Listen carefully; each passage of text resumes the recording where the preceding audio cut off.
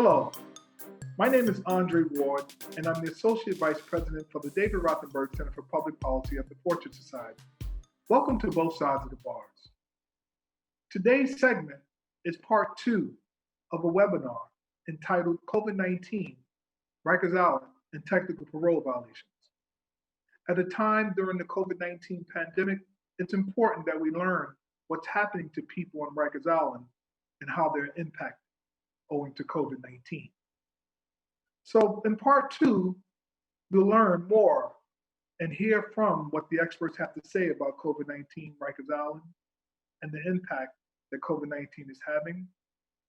And we ask you to pay close attention as you look at this segment on Both Sides of the Bars. I want to transition now to Vinny Schiraldi. Vinny Schiraldi is a senior scientist at the Columbia Justice Lab, the former New York City commissioner on probation. And so, Vinny, I know as an academic and a social scientist, like you've written extensively around parole reform. So talk to us about the relationship between like COVID-19, Rikers Island, parole, technical violations, that intersectionality as it relates to parole reform in particular. So talk to us about that, and thank you for joining us, Vinny. Sure thing. Thank you for having me. And I want to start by dedicating everything I have to say to Michael Tyson and Raymond Rivera. They're the first 2 people that died coming out of Rikers Island, or in Rikers Island. Both of them were locked up for technical parole violations. And I want to be real careful about not sort of segmenting populations. Nobody deserves to die in Rikers Island. Nobody deserves to be in the conditions the people in there are in. The people who are incarcerated there or the people that are working there. It's truly, truly awful. It's, you know, we had Rachel Bedard, doctor from Rikers Island, speak on our staff meeting last week, and it was just crushing to hear what she was talking about and how widespread the infection is, how impossible it is to socially distance, how impossible it is to be clean, how challenging it is to test enough people. And this is even as Dr. Cohen said, when people are trying hard to do the right thing. So I want to say that because I know we're focused on technical violations and, you know, everything's got to have its own focus, but nobody, violent offenders, unviolent offenders, so-called, nobody deserves to be in unconstitutional, horrible, disease-infested conditions where they're forced to be proximate to other people. That said, New York is particularly bad on people who are locked up for technical parole violations. We're the second worst in the country, behind only Illinois. And that just depends on how you count, because there are 2,000 people that get locked up in New York every year who volunteer to go back to prison to treatment. Because if they didn't volunteer, they'd be held for a technical parole violation and most likely technically violated and given more time. So if you added those 2,000, we'd be number 1 in terms of locking people up for technical violations. Costs over $600 million a year, money we could use right now to treat people, right now to house people, right now to help people get jobs and help them turn their lives around. But we are pissing it away, locking them up in dangerous facilities in New York City and around the state. So that's what's happening with that. Assemblymember Mosley and Senator Brian Benjamin have courageously authored the Less is More Act. It would dramatically reduce the number of people who are locked up for technical violations. It would give people recognizance hearings. A fascinating thing that Corey Stoughton could maybe talk a little about was how the state, in defending itself against their lawsuit, attached the Less is More Act and said, we don't need the remedies being asked for by legal aid, recognizance hearings for people who are facing time, because the Less is More Act has been proposed by Assemblymember Mosley, even though it hasn't been passed, even though the state hasn't endorsed it, even though the state hasn't done it essentially administratively, because most of what we're saying in Less is More, the parole board and parole division could do right now. They could stop technically violating people. 41 additional people have been sent to Rikers Island since the governor announced that he was releasing people on technical violations on March 27th. That's just in New York City. That doesn't include the rest of the state. So it's terrible for people to be in for any reason. If my husband or wife or daughter or son were locked up there, I'd be freaking out right now. It's especially outrageous when they're in not even accused of a new crime, because that's what a technical violation is. You're not even accused. So I get it that we have to struggle over who to release, right? I get it that there's another side to this discussion, that people are afraid of letting dangerous people out. I get that. Can't we categorically start by saying nobody comes into this place for a technical violation and everybody who is in on it goes home? And last point, the governor's order to release people. First of all, only half as many people have been released from Rikers as the governor said he would release. And second of all, it doesn't touch the remaining 4,000 people in state prisons who are in on technicals. You know, the doctor at Rikers, Dr. McDonald, said that a storm is coming. And a storm is indeed coming. It's actually hit Rikers and it's going to hit all the state prisons. Some of it's already hit. But you know, when there's a hurricane coming to your house, you don't wait till it's 100-mile-an-hour winds to take out the plywood and hammer and nails and start boarding up the windows. You board up the windows when it's coming. And what we're not doing is that. We need to get as many people out of state prison, and that includes elderly people, that includes not just technical violators, it includes people who are just short of finishing their sentences. Get them out of there so that when the storm hits, not if the storm hits, when the storm hits, there's enough people to go around, there's enough space to go around, you have more, a better staff to incarcerated person ratio, you have more healthcare providers, you're able to provide healthcare in the upstate hospitals that people are going to have to be rushed to if they get really sick. All this stuff is knowable. We know it now. And if it hits, it should not be considered a surprise when it starts to, I'm in Lake Placid right now. There's 4 prisons I can spit to from where I'm sitting, and there is not one hospital that I can spit to. If those people start getting sick and they need to rush to hospital, staff and incarcerated people, where are they going to go? Where are they going to go? We need to reduce those populations now. Otherwise, it is going to be an absolute bloodbath in these places. Sure, and I want to thank you for those comments, Vinny. I want to transition to Tahani, if I'm pronouncing your name correctly. I want to transition to Tahani, I know, and then we'll get to Sarita, who's heading a lot of advocacy work at Just Leadership, to close off before we get into some Q&A, and then we'll have some final comments and calls to action from each of you. But Tahani, I know that you're heading up some of the prison rights advocacy work or attorney work at Bronx Defenders. Like, talk to us about what you're hearing as you're engaging people who are coming out and just what you're hearing overall. Sure. So I just want to say thank you for having me. I also want to send my condolences to Mr. Tyson and Mr. Rivera's family. It's very sad that their fate, was what it was, considering the fact that they could have been released if the governor had acted quicker.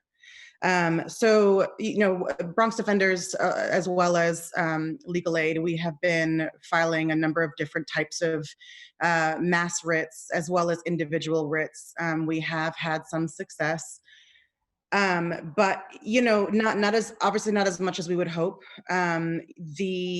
The standard is a little bit hard to sort of meet, as Corey mentioned. It's a high standard you have to show indifference on the part of DOC to the health and safety of people who are incarcerated. And one of the things that we're seeing is judges are very resistant to release people, because their sort of logic is that if they were to find that standard for one person or a few people, they would essentially be finding that standard for everybody in there. And they're just not going to release everybody who is on technical parole violations or city time or pretrial, whether they're medically vulnerable or what have you. So we're seeing a lot of pushback in that way, and we're also seeing judges, really attribute a lot of credibility to the affidavits that are coming from DOC and the DOC lawyers and the letter from the district attorney's office, which essentially is saying, "Don't worry about it. We're doing everything that we can. We have this under control." And that's just literally not true. So, I mean, my day, 7 days a week, pretty much every single day since I would say probably the beginning of March, has been spent speaking to my incarcerated clients, initially in person when we were still doing visits on the island and also at MDC. Um, and now, on the phone and video conferencing, and listening to them cry, listening to them, ask what else can be done so that they don't die in prison. And some of these people are in on parole holds, technical parole violations. um, you know but there's confusion, there's mass confusion in the jails. They don't know what's going on. They don't know why they can't be seen when they're calling for sick call. They don't understand why they don't have masks, despite the fact that the mayor had mandated that everybody in DOC be given PPE. They don't understand, why they're being housed with sick people. There's no information sharing, and that's not just with the people who are incarcerated, right? Like, that's also with the COs. The correctional officers also don't know what's going on, and so inevitably there's a lot of mistakes and poor judgment being exhibited, and unsafe practices, and practices that are just sort of coming to be out of just fear of everybody on the island. One of the things that has been a challenge for our legal department, who have been filing the writs, is just collecting data. Like, everything that is going on right now is so fluid, and for almost 2 weeks we didn't have access to our clients through video conferencing. And so once that sort of came up and running, then we were able to check in with people, but there was a backlog in terms of getting to speak to people. But the CHS has been phenomenal in terms of making sure that we did get information on our medically vulnerable clients for purposes of individual and mass writs. But generally speaking, it's just been really, really hard to communicate with people, and just not knowing what to say to people, when they've received an ACD, or they've taken a technical violation for a criminal case that resolved, but they're still sitting there in a parole hold, and they have asthma, or they have respiratory issues, but somehow, some way, that's not enough for them to be released. So it's confusion, it's trauma, and it's sadness, and it's hopelessness. The conditions in Rikers are deplorable, even prior to COVID-19. We've heard about people not having running water. They certainly can't have sanitizer because it's considered contraband. There are people who are in quarantine dorms who they're with other people who are visibly symptomatic, and their beds are spaced 1 to 2 feet apart. People are getting coughed on. They're having to, people who are in solitary confinement. I do a lot of work with people who are in solitary confinement. They're saying that the slots that they receive their food and their mail through are never wiped down. And the people who are serving them their food are coming from other quarantined units, meaning that they've been exposed to somebody who had COVID-19, and they're not using gloves. And so we've seen people, in solitary confinement, who you would think wouldn't have much contact with anybody to get it, who are actually being diagnosed or being tested positive for COVID. Same thing with phones. We have to be very careful about asking our clients to call us a video conference with us, because every time they are moved somewhere else, they're exposed, and there's not alcohol swabs to wipe things down. The video booths and the phones are not being disinfected, and the incarcerated people who are in there don't have access to that stuff to do it themselves. So it's a very scary, confusing, hopeless, I think, time for people who are in there, and their concern is just not dying. Sure. And thank you for that, Tahani. And there is like some questions, one of which has to do with support around housing, right? People leaving Rikers to safe and stable housing is something that's really important to this discussion too. And I don't know if anyone has any comments on that. We only have 8 minutes left. And so I know the calls to action is really, really important too. And I know that the questions are equally as important. So I'll ask people to take a quick 30 seconds if they want to respond to housing for people obviously who are being released from Rikers. If you care to share a comment about that, and then we'll jump right into the calls of action before we end this webinar. We never have enough time, but anyone wants to kind of respond to that? Sure. Go ahead. I'll respond really quickly. One of the things that I will note as a former civil action attorney working with people who were experiencing collateral consequences, and something that hasn't really been spoken about much, but these people who are leaving Rikers Island or being released from Rikers Island do have families that will take care of them. There are ways for them to come into the community and quarantine. But a lot of those people live in public housing, Section 8, project-based Section 8, NYCHA, and there are restrictions and permanent exclusions or just exclusionary policies and procedures in place for public housing that do not allow for people who have those vouchers or who subsidies in city housing to receive their loved ones back home. In fact, it could actually initiate or prompt a termination proceeding for that person, whereby they would end up either being kicked out of public housing or lose their voucher permanently or for a period of time, or they would have to opt to what's called permanently exclude their loved one. And so one thing that I would say is it is a way for the city government and the state government to sort of address this issue is to, I would say permanently eradicate those policies and procedures, but certainly suspend them for the time being, especially because homeless shelters are at capacity, hospitals are at capacity. It doesn't serve anybody for people coming out of jail to be on the streets.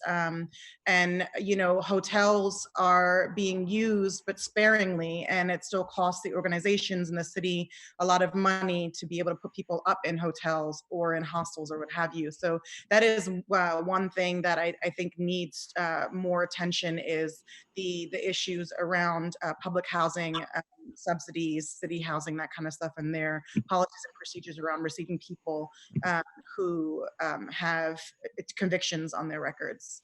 Got it. And I want to get to calls to action. We have 5 minutes left.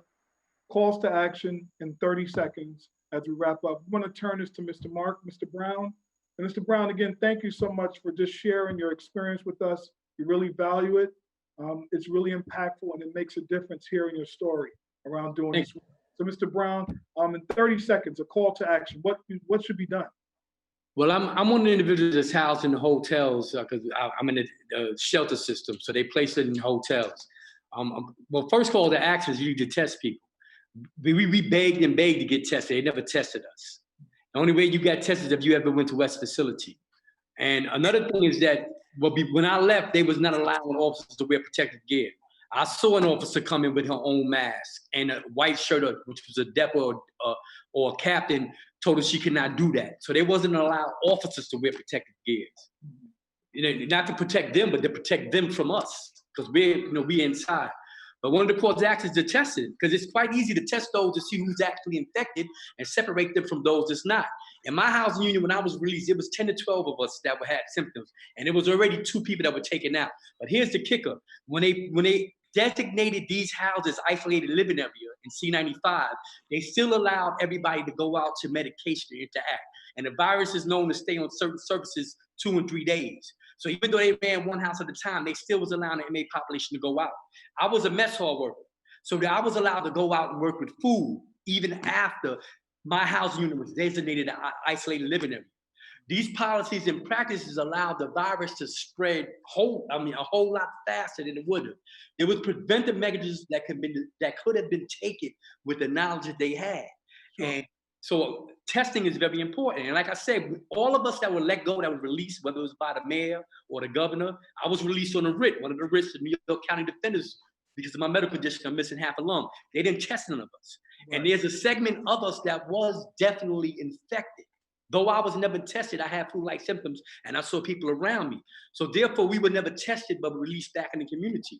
And those of us that were infected would have passed it to our loved ones, and they would have passed it on to where they was going to their love, and it was continuous. It's like a spread. And I'm not saying that this was done intentionally, but knowledge was present that could have told you, just common sense, that you can't do this. And with that, I'll end. Thank you, Mr. Brown. Corey, 30 seconds. I know it's not enough time, but some calls to action. Okay, so I would just say 2 things, picking up on something someone else said earlier. we got to think about the immediate around COVID. We need more releases.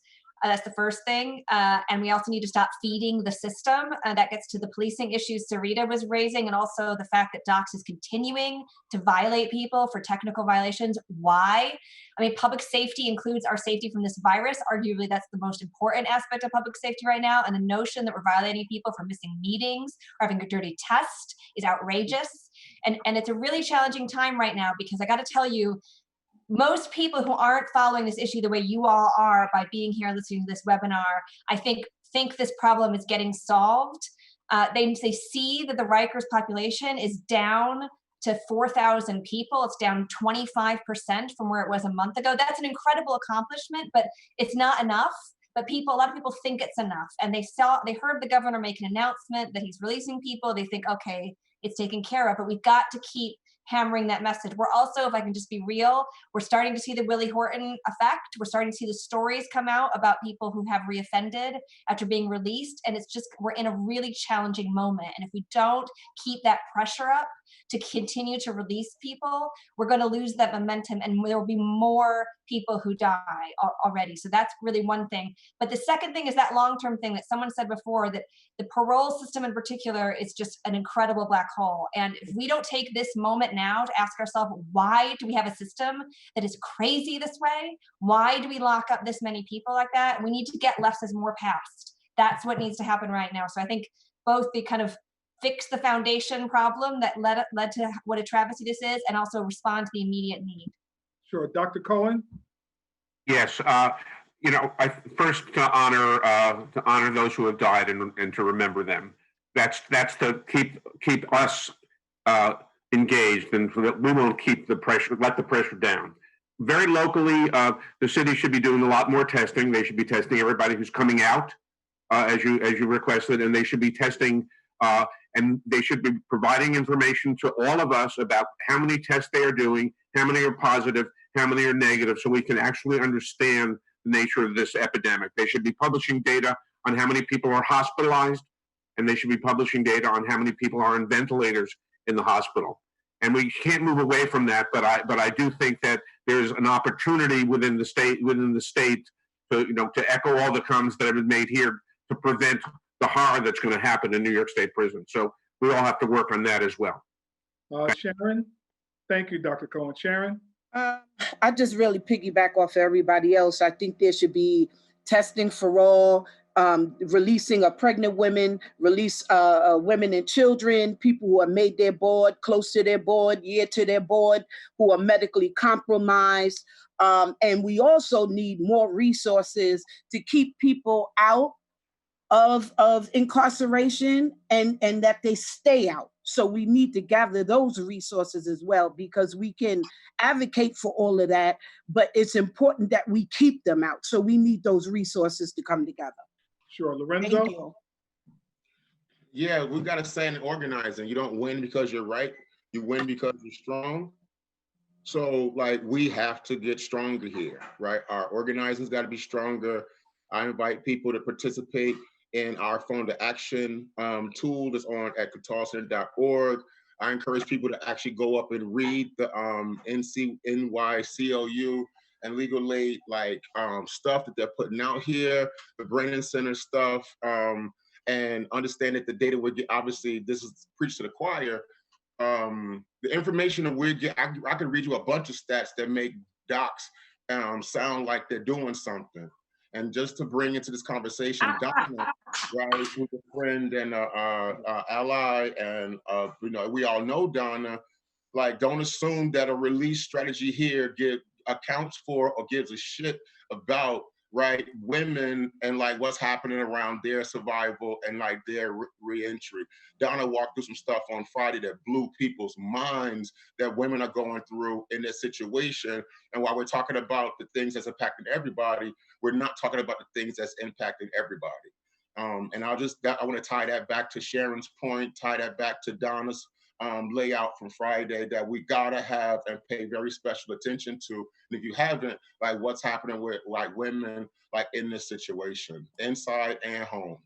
Because they're also the folks who are the head of the households who are receiving people who are coming home. Yep. Thank you. Assemblyman Mosley, any calls to action? Obviously, everything that everyone said thus far, I will co-sign off of. I think the most important thing for me, from a legislative standpoint, is to put pressure on leadership. I know Speaker Hasty, criminal justice reform is the thing that he believes he'll be judged upon his effectiveness of his leadership as Speaker in the Assembly. I can't say the same for Senator Andrew Stewart Cousins, but we have to make it a priority of hers. We can't allow for a small minority of senators to dictate how criminal justice policies will go through the legislature. But that's what's happening now. And I think they think they got away with it during the budget process with bail.